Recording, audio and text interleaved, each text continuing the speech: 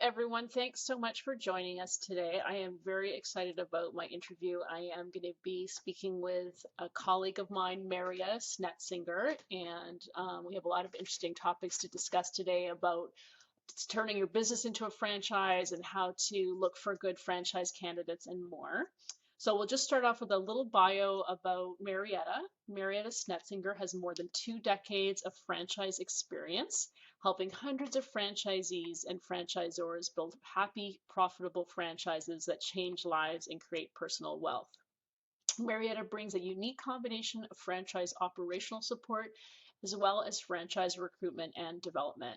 She is also an upcoming author and will be releasing her book, Ready, Set, Franchise: The 7 Steps to Convert Your Business to a Franchise Now, this fall. So, very excited to see that come out. So, welcome, Marietta. Thanks for having me. Good to be with you today. Yeah, good to be with you too. So I'm just going to jump in and start asking some questions. Sure. So I know you work with a lot of clients that are kind of converting their business into a franchise, and I know you also have a lot of experience in franchise recruitment. Mhm. So, what factors should a franchisor consider to determine if a franchisee will likely be successful? That's a really great question. And there's probably a couple of different ways that franchisors look at that. But I would probably go back to the franchisor, and they probably have a pretty good sense of who's going to be successful in their franchise business. And it's part of the process of qualifying and making sure someone is a good fit is to really know who you're looking for and have some criteria. One of the things I always think is really important, I haven't found a franchise yet that this hasn't been important, and that is a sales skill set. Every franchisee of every franchise system, as a franchisee, you're going to be selling something.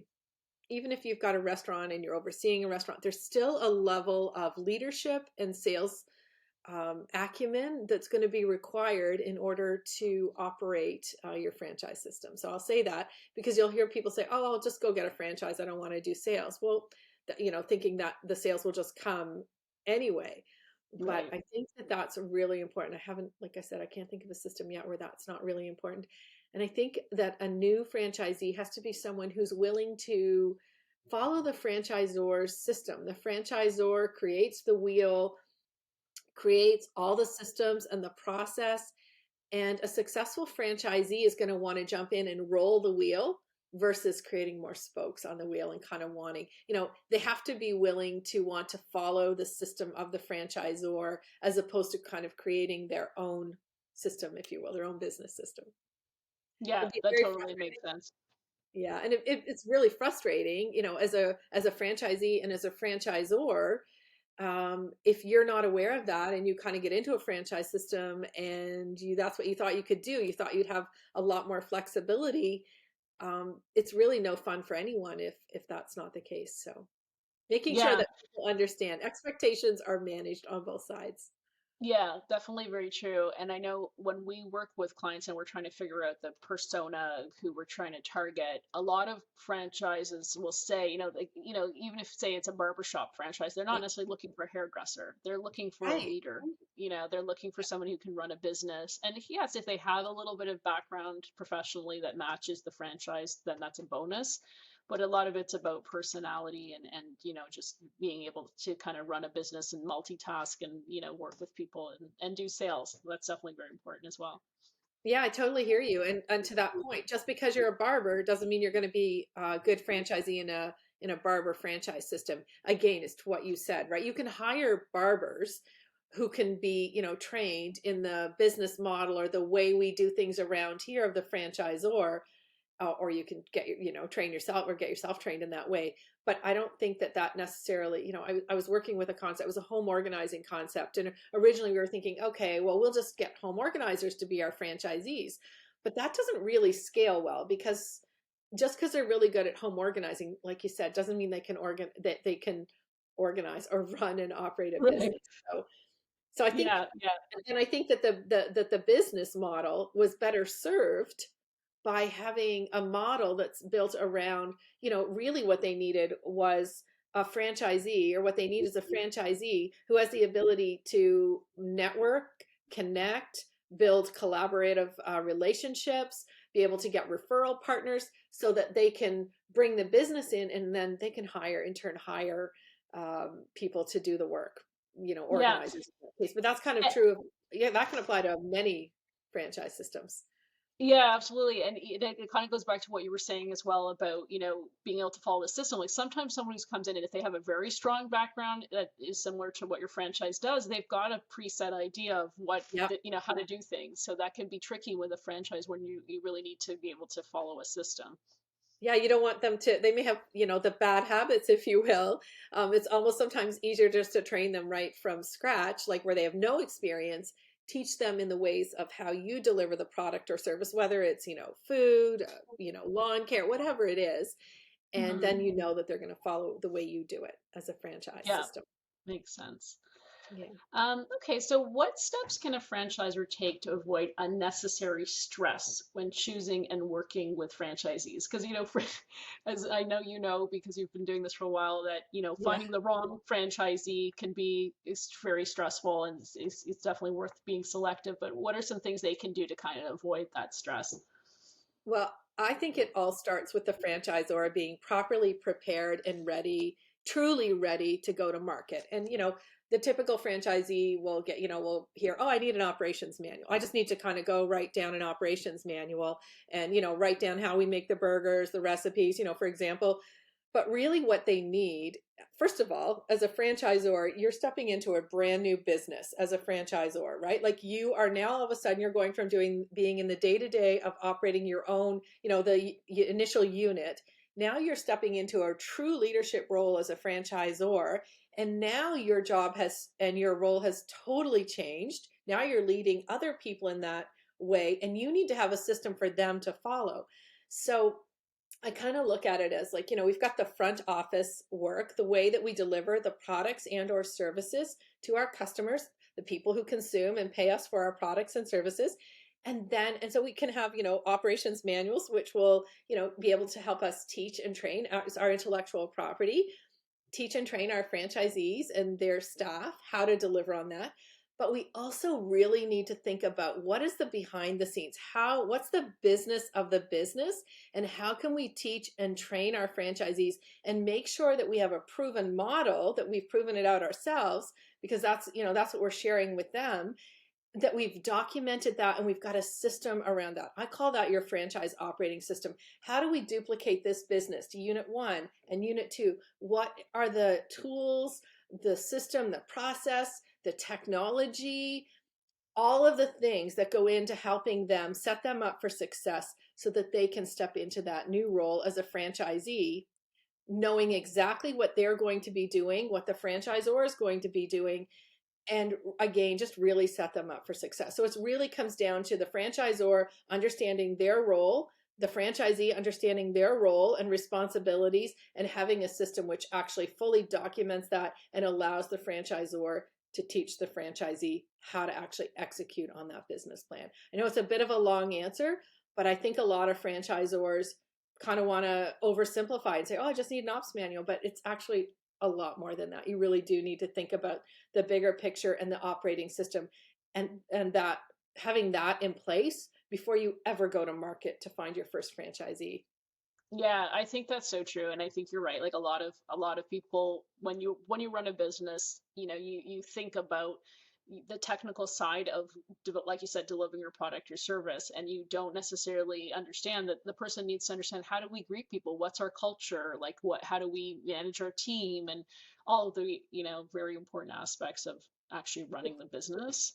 Um, Totally. yeah. All the behind the scenes, the accounting. How do we manage the finances of the business? How do we manage the marketing of the business? How does that get duplicated? So, like, that is almost even more important than some of the front of the scene, because if your franchisee is not set up for success in that way, and most of the times in a brand new, sorry, excuse me, in a brand new franchise system, it really does start with the one unit mom and pop. Okay, so do you actually work with a lot of franchisors on that piece of, setting up those operation manuals and developing those systems? Sure, that's exactly what we do, and that's what my book is going to be about or is about. And we have a program we call the Franchisorium, and it really is designed. It's kind of an MBA in franchising for those folks who are in the very early startup. And sometimes I have clients who will kind of go out, go to market with an FDD, have everything done, and then come back and realize there's some missing pieces. So we Mhm. absolutely do that, and it really is about getting them ready, getting them set up, and then going to market. So I'll take the operations manual as a really great one, Mhm. because if you don't have a franchise operating system and you haven't really figured out what that's going to look like as you duplicate it, it's really impossible to write an operations manual, because to me, an operations manual is simply an outcome. It is the documentation of their franchise operating system, how we do things around here. So we, through our program, we kind of teach them what they need to get ready. And then we call it, what do you need to get set up? And that obviously is the documentation of the operating system, the operations manuals, the training that's going to be required for those franchisees. And then we take them through a process called Days to First Dollar. And that's really around what happens when a franchisee says, yes, I want to be your franchisee, to the time that they make their first sale. So days to first dollar, and really walking, having like a roadmap that a franchisor can take a franchisee through to opening. And it actually allows expectations to be managed on the part of the franchisee and the franchisor. That can often be a very stressful time, actually, for Mhm. both, Yeah. especially for a franchisee. Like, this is their probably first foray into a business of their own in many cases. And, they get really excited, and then they might get a little bit nervous. And sometimes having that kind of mapped out, if a franchisor has that mapped out, it really helps a franchisee know they've made the right decision. It helps, again, manage that expectation of what they're going to do, what the franchisor is going to do, and they can see the path forward, and where they are on that process, or on that step. And then, for clients, or for your clients especially, who are really in that franchise recruitment space and looking for those new franchisees, it can also be a really great tool and an asset that they can use as they're actually in the awarding or selling process of the franchise recruitment. Because again, it gives the lead, the prospect, confidence that the franchisor knows exactly what they're doing, and then they can also see themselves in that process and where they are now, and then what it will look like. They can almost envision themselves as the franchisee and what's going to happen next. Yeah, I think that's so true. I mean, I think that, in any business, whether it's a franchise or not, it does take a certain amount of time to be profitable, and it's not uncommon for it to take at least a year. And I think with many franchisees being new to business, they may go in and think, gosh, I've invested all this money and I'm going to start making that back right away. Yeah. So if you say to them, look, don't worry if for the first year you're, breaking even or maybe potentially less, because what we've seen is that in year two, three, people are really doing well. So then they can kind of relax and not, put that pressure on, and sort of know what to expect, right?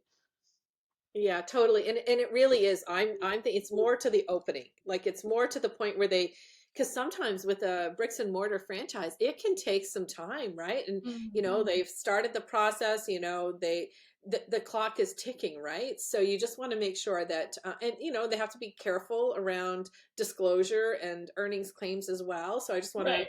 you know, there are laws around that. So when a franchisee joins you, you're limited on what you can say to them. So sometimes just even allowing them to see, what's the next 6 months or year, when am I actually going to make at least that first sale, and understand when that's going to happen. That can be really helpful. If they thought that they were going to get in there and start opening their business in 60 days, well, that's pretty unlikely in Mhm. most franchise systems, unless the build out's already been done. But if you have to go acquire real estate, and then do tenders on construction, and then it just depends. And certainly that's been a challenge for many franchisors during this time, and just kind of getting Mhm. back into that bricks and Yeah. mortar space. So Yeah, definitely very important to set proper expectations. yeah. So when you have a franchisee that's sort of starting to get some momentum and they've opened and so on, what are some things that you can do to encourage franchisees to be part of the franchise's growth?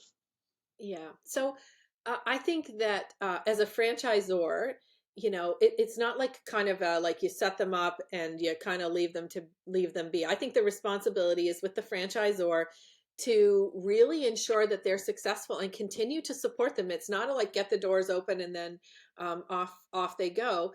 And to your point on the franchisee really has to know that their success depends on their ability, and it is their responsibility to roll out the franchisor's marketing plan in their specific market. So Hmm. that means, they need to follow the marketing plan, make sure that they have the cash flow required and the financial ability to manage the business, like you said, until they are in a cash positive way. And also, I'll say, listen to the franchisor. They've been down this path before, and talk to other franchisees in the system, other franchisees who've been successful. Um, and stay connected to the franchisor. Like, talk to if you have a field consultant or an operations person, stay connected with them. Listen to what they have to say. They've probably done this for some time, and they're cheering for you. They want you to be successful. And just make sure that you're part of implementing the franchisor's plan.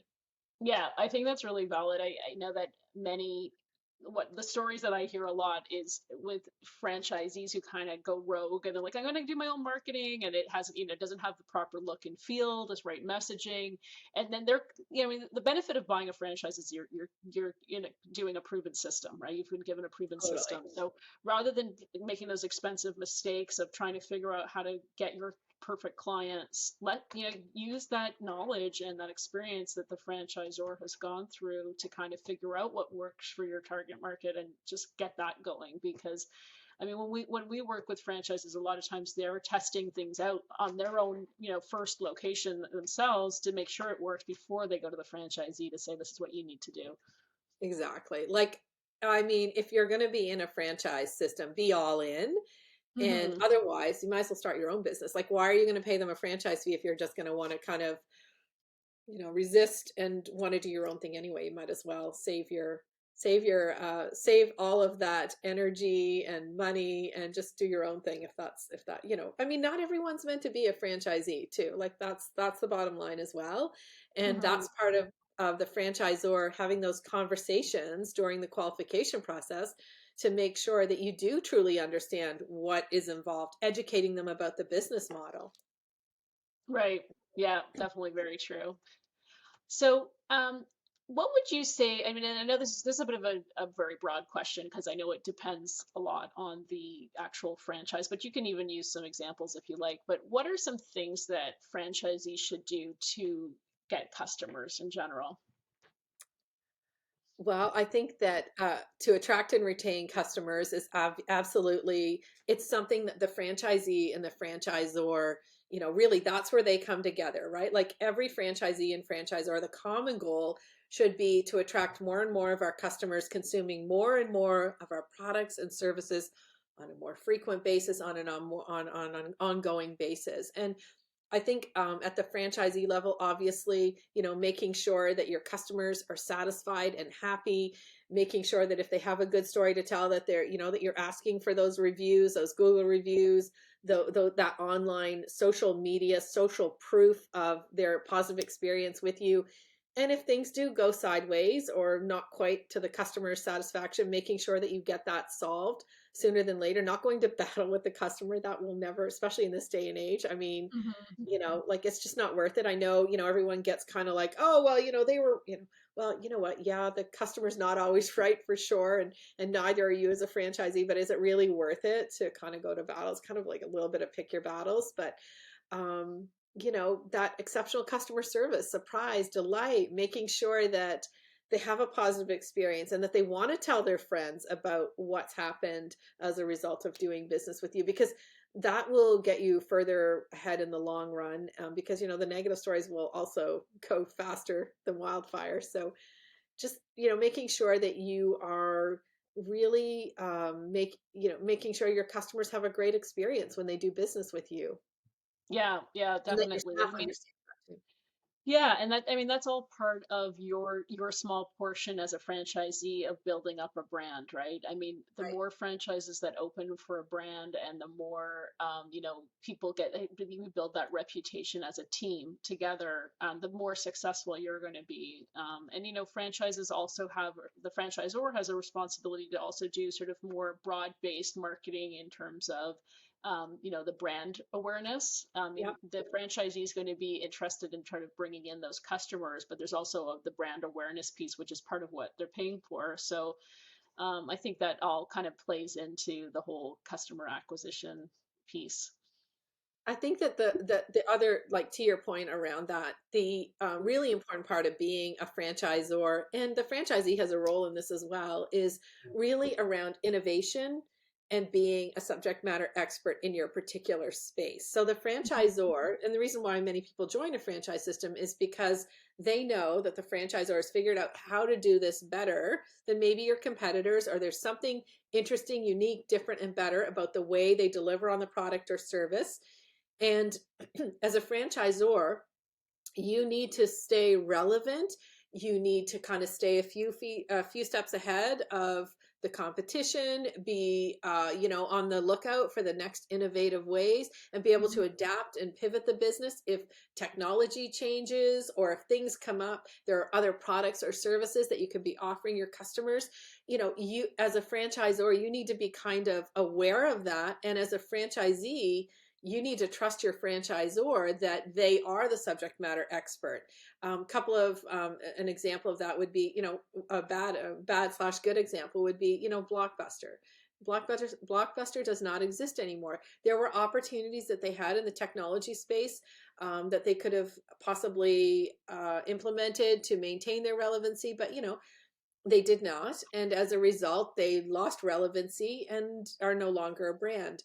In the food space, I know that concepts I've worked with, being aware of what the trends are around day part, for example, the breakfast category, for example, you can see a lot of different, or the lunch category. Like, if the franchisor is really, doing the research, following the trends, they might realize that there's a particular day part where there's an opportunity, and there may be products that they can add to the menu or revise the menu to have different offerings for their clientele. And they would roll that out for the franchisees, because again, they're the subject matter expert. They know what's going on, they know where the trends are, and of course the franchisee gets to hopefully benefit from that. Or new product offerings, special menus, like franchise systems are often limited time offers are really popular in that space. So Yeah, yeah, definitely very important to not be stagnant. I think that's true for any business. I know that's true for yeah, our business, and especially in marketing, where things are always changing. But I think you need to. I mean, I think what makes business very exciting personally. But I think sure. you always need to be on top of things. Don't ever just sort of sit back and go, okay, I've got it. It's good. Everything's good. Because there's always going to be somebody who's going to come around, come Totally. around and have a better idea, a better way of doing things. So I think that's definitely very true. Yeah, just kind of being aware. I mean, look, with everything that's going on in technology with AI, there are going to be some amazing opportunities that are going to present themselves. And I think a smart franchisor is kind of on that and following those trends and figuring out how can we integrate that into our system? How can we innovate around that? And how can we, how can that improve the customer experience? I mean, it always comes down to, what is going to help and serve our customers, because that's what's going to, back to your, how do we attract and retain customers? Well, it's when we can be innovative and, anticipate their needs before they even know they have a need. Yeah, absolutely. So tell me about, what is a customer that comes to you look like? And, Yeah. how do you help them kind of get through the process? I know in many cases you're working with clients that are wanting to turn their business into a franchise. So how does that Yeah. look like? How do they come to you, and how do you help them get through that? Yeah, most of my clients come to me, usually lawyer referral, quite frankly. Sometimes they find me, from speaking, from situations like this, a podcast, but typically they have a really successful business. And maybe someone's asked them, oh, are you a franchise? Or it's kind of been part of their master plan where they knew that they were going to grow this business with the eventual desire to franchise the business. And we help them really figure out five main things. The first one, and I've already alluded to it and shared with you already, but we help them figure out what is your franchise operating system? What does that look like? We help them validate their fee structure, obviously, in cooperation with their accountants, like figuring out what are the fees going to look like, the franchise fee, the royalty fee, what do the dollars and cents and financial metrics of the business look like. We help them complete their operations manuals, teach them what they need to know. We've got really great templates and ways that, sometimes they just need a little bit of direction and support around knowing what to include and how to do it. We help them figure out that days to dollar pathway, which I already shared with you.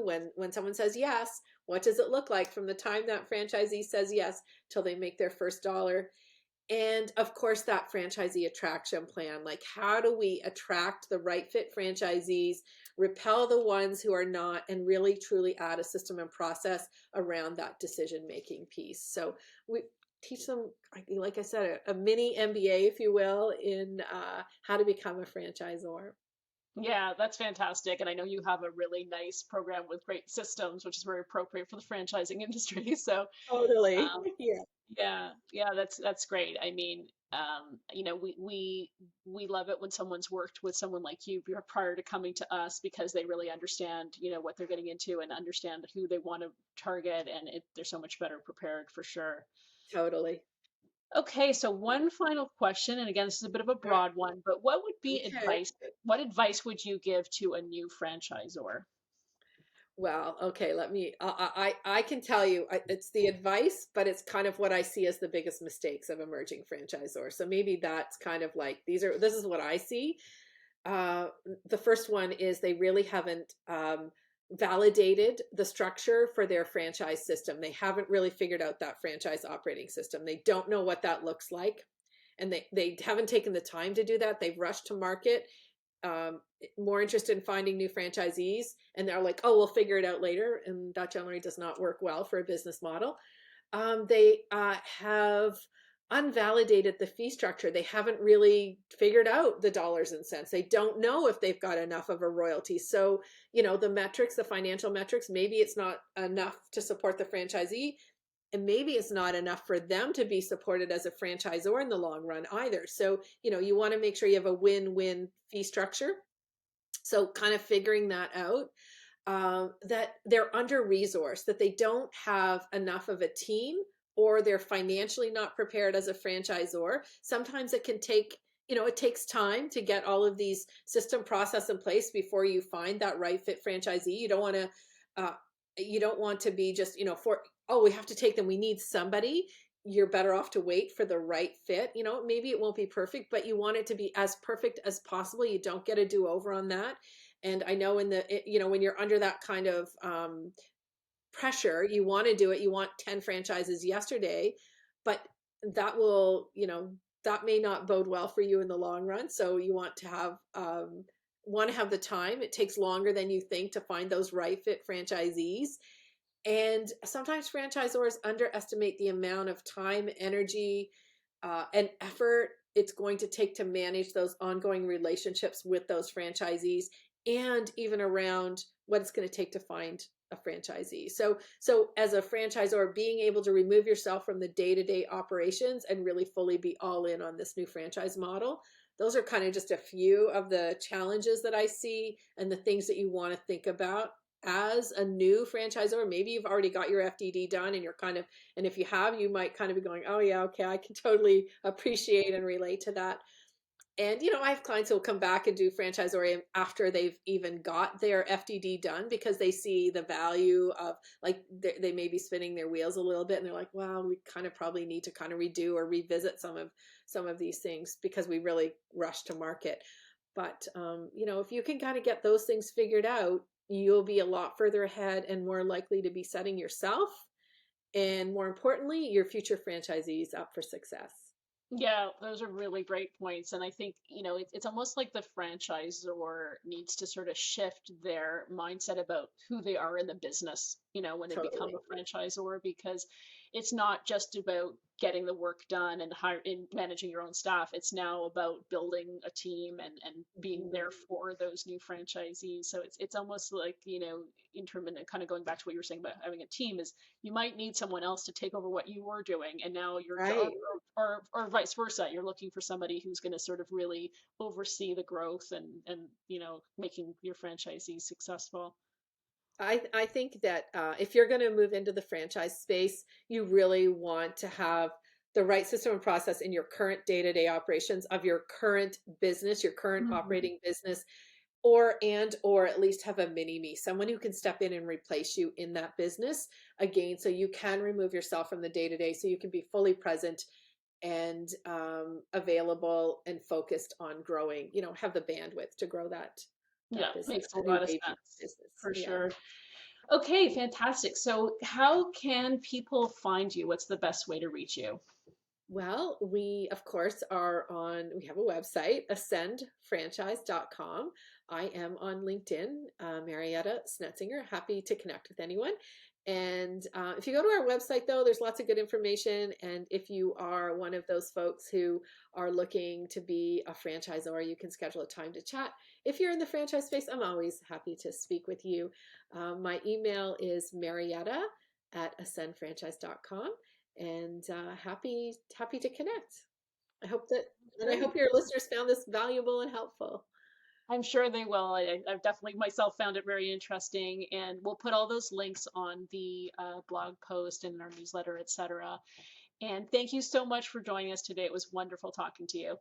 Oh, thank you for having me. It was really great to be here, and I truly hope this is of value to your listeners, and I hope it will help a franchisor.